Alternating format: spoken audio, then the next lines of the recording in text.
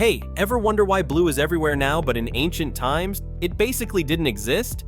Today we're diving into the strange and fascinating history of the color blue, why it was once invisible, how it became sacred, and why it's not really a color in nature.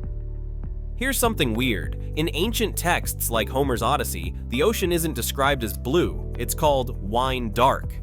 And it wasn't just the Greeks. Ancient Chinese, Japanese, Hebrew, and even early Hindu texts rarely mention the color blue at all. That's because for a long time, blue wasn't just rare, it was practically invisible. Some scientists think that since early humans didn't have a word for blue, they didn't really see it. Without a label for it, the brain just kind of skipped over it. So even though the sky has always been blue, it wasn't blue to them, it was just light or part of the heavens. Wild, right? Eventually, civilizations like the Egyptians started creating blue pigments. Their version? A mix of crushed limestone, sand, and copper, what we now call Egyptian blue. It was expensive, time-consuming, and usually reserved for royalty and gods. Then came indigo, a deep, rich blue made from a plant. It was a guarded secret in India for centuries. The process smelled terrible, took weeks, and produced one of the most valuable dyes in the world. In fact, indigo was once worth more than gold. In medieval Europe, blue was so rare and expensive it became a sacred color. That's why the Virgin Mary is usually shown in a deep blue cloak. Only the most important figures could wear it.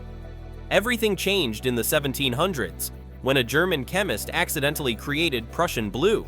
It was the first modern synthetic dye, and it made blue affordable. Artists went crazy for it. Van Gogh's Starry Night wouldn't exist without it. Hokusai's Great Wave? Same.